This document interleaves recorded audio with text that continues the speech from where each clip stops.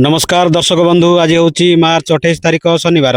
चलतु आज संध्यार केतोटी मुख्य खबर उपरे नजर पकाइबा।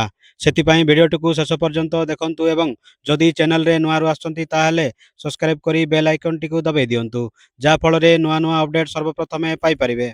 आज संध्यार मुख्य खबर जमिब खेल उछुलिब स्टाडियम। आज आईपीएल टक्कर आरसीबी और एसआरएच मध्य उद्घाटनी मुकाबला आउ मात्र किछि घंटार अपेक्षा। भारतीय क्रिकेट प्रेमी पसंदर टूर्नामेंट आईपीएल 19तम संस्करण आरंभ होगाकू जाउछि।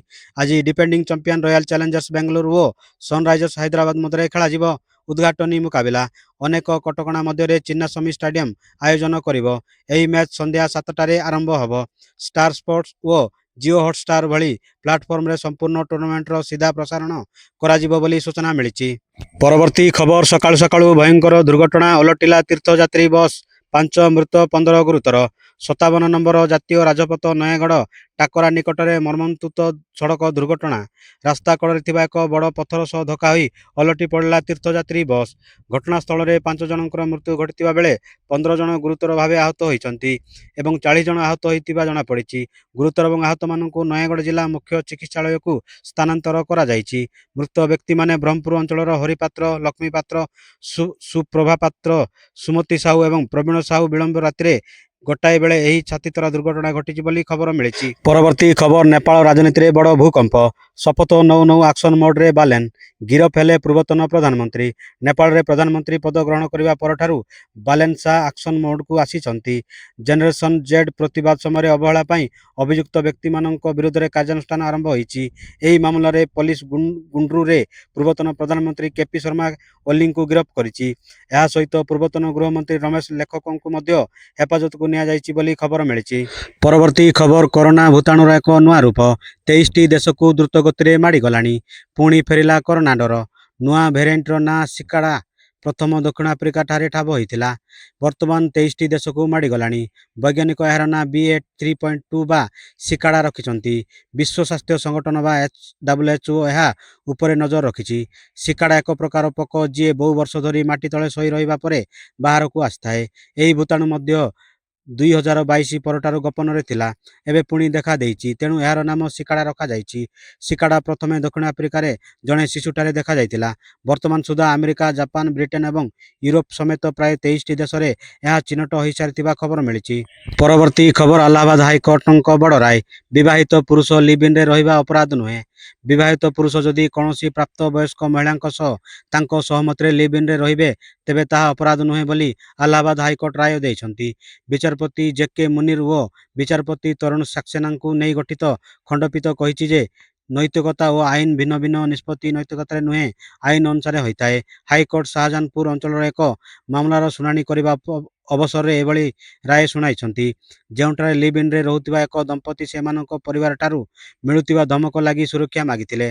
कोर्ट उभयों को अंतरीण आश्वस्ति देवा सह सेमानकर गिरफ दाबी उपरे रोक लगाइछन्ति बोली खबर मिलिछि। परवर्ती खबर हमुर्ज दे जाउतिबा 3 जहाज को फेराई देला ईरान। अमेरिका इस्राएल एपाई संपूर्ण बंद। मध्यप्राच्य जारी युद्ध मध्य ईरान शुक्रवार हमुर्ज दे जिबाकू उद्यम करुतिबा भिन्न भिन्न देशर 3टी जहाज को फेराई देइछि। ईरान रो सेना IRCG कहिछि जे एही सामुद्रिक मार्ग वर्तमान पाई बंद अछि। तेणु कौनसी जहाज एही मार्ग दे गले कड़ा कार्यानुष्ठान ग्रहण कराजिबो। सेहीपरि अमेरिका इस्राएल सहयोगी देशर बंदररू एही जलमार्ग दे जिबा आसिबा करिबाकू थिबा जहाज उपरे संपूर्ण रोक लगा जाइछि बोली सूचना मिलिछि। परवर्ती खबर मिडिल ईस्ट संकट भितरे भारत पाई संजीवनी साजिला रूस। 82% बढ़िला तेल सप्लाई। ईरान एवं ओमान मध्य अवस्थित हमुर्ज प्रणाली को विश्व तैल वाणिज्यर जीवन रेखा भाव में विवेचना करा जाए। विश्वर तैल जोगाणर एक पंचमांश यही गुरुत्वपूर्ण जलपथ दे गति करे। तथापि मार्च आरंभ यही गुरुत्वपूर्ण मार्ग में सामुद्रिक परिवहन प्राय स्थगित हो रही जाइछि। फलस्वरूप इराक, साउदी आरब, यूरोप एवं कुवेत भली राष्ट्रगुड़िकरू भारत को आसुथिबा अशोधित तैल पठाण एक बड़ ह्रास रेकर्ड करा जाइछि। एही चैलेंजिंग समय रे भारत तार रणनैतिक आभिमुख्य को पुनः आकार देबारे अद्भुतपूर्व चतुरता प्रदर्शन करिछि। पश्चिम एशिया को तैल जोगाण रे होइतिबा बाधा को पूरण करिबा पई भारत तुरंत रूस आड़ को ध्यान केंद्रित करिछि। फलस्वरूप मार्च 1 रु मार्च 25 मध्य रूस रु तैल आमदानी 82.3% एक विशाल वृद्धि देखा ମିଳିଛି ବୋଲି ସୂଚନା ମିଳିଛି।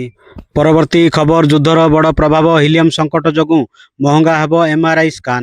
ଇରାନ ଉପରେ ଆମେରିକା ଇସ୍ରାଏଲର ଆକ୍ରମଣ ବିଶ୍ୱରେ ପ୍ରାକୃତିକ ସଂଶୋଧନ ଯୋଗାଣରେ ବାଧକ ହୋଇଛି। ତନ୍ମଧ୍ୟରୁ ବଡ଼ ସଂକଟ ରୂପେ ଉଭା ହୋଇଛି ହିଲିୟମ୍। ସଦ୍ୟ ଯୁଦ୍ଧରେ ଇରାନର ପ୍ରତିକ୍ରିୟା ବିଶ୍ୱର ପ୍ରାୟ 1/3 ହିଲିୟମ୍ ଯୋଗାଣରେ ବାଧା ସୃଷ୍ଟି କରିଛି। ଏହା ଚିକିତ୍ସା ଉପଯୋଗ ଖାସ କରି ଏମ୍ଆର୍ଆଇ ସ୍କାନ ଓ ସେମିକଣ୍ଡକ୍ଟର କ୍ଷେତ୍ର ଭଳି ହାଇଟେକ୍ ଉଦ୍ୟୋଗ ପାଇଁ ଜଟିଳ ସ୍ଥିତି ଉତ୍ପନ୍ନ କରିଛି। ମୁଖ୍ୟ ପରିବହନ କଟକଣା ଏବଂ ବିଶ୍ୱର ମୁଖ୍ୟ ହିଲିୟମ୍ ଉତ୍ପାଦକ କାତାରରେ ଏହାର ଉତ୍ପାଦନ ବାଧିତ ହେବା ଫଳରେ ଏହି ସ୍ଥିତି ଉପୁଜିଛି ବୋଲି କୁହାଯାଇଛି। ପରବର୍ତ୍ତୀ ଖବର ଇରାନ ମିସାଇଲରେ ଥ୍ୟାଙ୍କ ୟୁ ଇଣ୍ଡିଆ ବାର୍ତ୍ତା, ଭାରତୀୟଙ୍କୁ ଜଣାଇଲା ଧନ୍ୟବାଦ। ମଧ୍ୟପ୍ରାଚ୍ୟରେ ଜାରି ଯୁଦ୍ଧ ମଧ୍ୟରେ ଇରାନ ଶୁକ୍ରବାର ଇସ୍ରାଏଲ ଉପରେ 83ତମ ମିସାଇଲ ଆକ୍ରମଣ କରିଛି।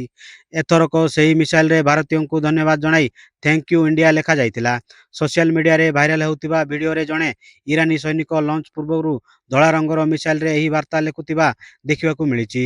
ଭାରତ ବ୍ୟତୀତ ଜର୍ମାନୀ, ପାକିସ୍ତାନ, ସ୍ପେନ୍ ଭଳି ଦେଶ ଲାଗି ମଧ୍ୟ ଇରାନ ମିସାଇଲରେ ସମାନ ବାର୍ତ୍ତା ଲେଖିଥିବା ଜଣାପଡ଼ିଛି।